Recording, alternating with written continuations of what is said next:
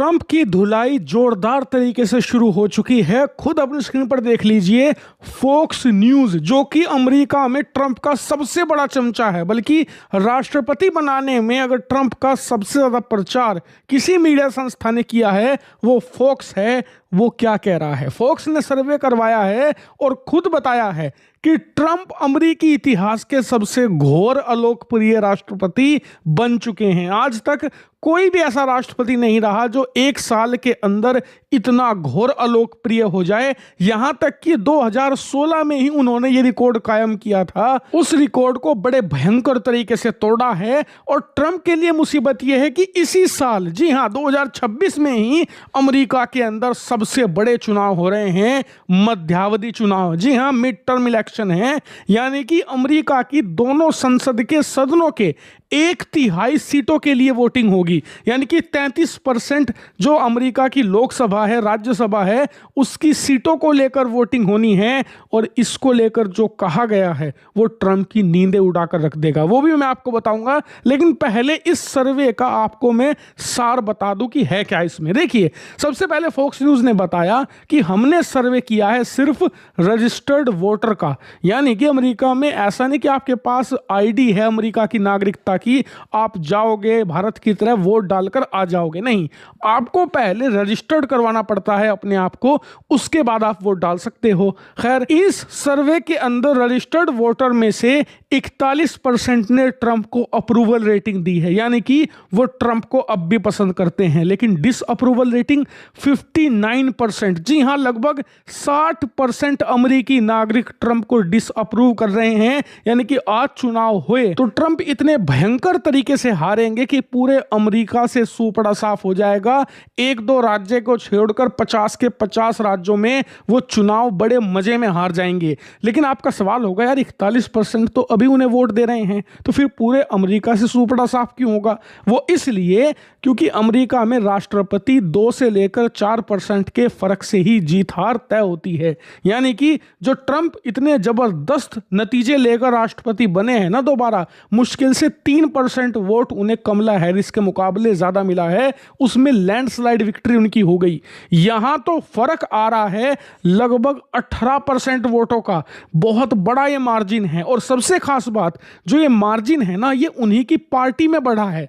दरअसल जो Republican party के वोटर हैं, वहां उनका जो सपोर्ट था पिछले साल 94% था, 94%, वो गिरकर 84% आ गया है। जी हां, 10% की जबरदस्त गिरावट आई है। इसके अलावा जो इंडिपेंडेंट वोटर हैं, यानी कि किसी पार्टी से जुड़े हुए नहीं हैं, उसमें अप्रूवल रेटिंग 25% है मात्र।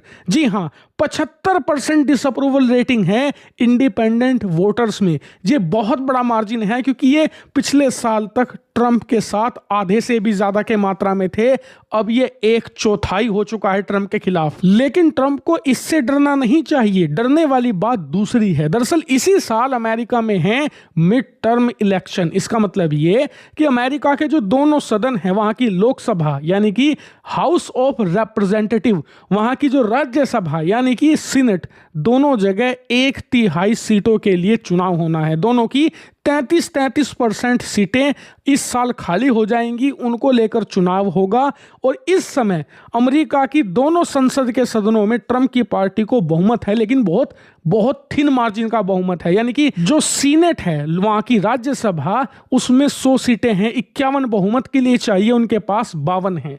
वहीं जो लोकसभा है, वहां की हाउस ऑफ रिप्रेजेंटेटिव, वहां पर बहुमत 218 का होता है। इनकी पार्टी के पास मात्र 225 सांसद हैं। यानी कि बहुत थिन मार्जिन है। और जब इतना बड़ा चुनाव हो, यानी कि 1/3 सीटों का चुनाव हो और आपकी डिसअप्रूवल रेटिंग इतनी भयंकर हो, आप दोनों सदनों में बहुमत खोने जा रहे हैं। और खुद फॉक्स न्यूज कह रहा है कि इस साल का मिड टर्म इलेक्शन हारने से ट्रंप को कोई नहीं बचा सकता। बस देखना यह है कि ट्रंप कितनी सीटें बचा पाएंगे, कितनी भयंकर तरीके से वो हारेंगे, बस ये तय होना है। और अगर आप राष्ट्रपति हैं अमेरिका के, और अगर आप अमेरिका की दोनों संसद के सदनों में बहुमत खो देते हैं, तो आपसे ज्यादा बुरा फंसा हुआ इंसान धरती पर नहीं है। क्यों? क्योंकि आप फिर हो जाते हो कठपुतली। अमेरिका की जो दोनों सदन है संसद के, खास करके जो सीनेट है, वहां तो ये हश्र कर सकती है आपका कि आपके छोटे से छोटे फैसले को रोक सकती है।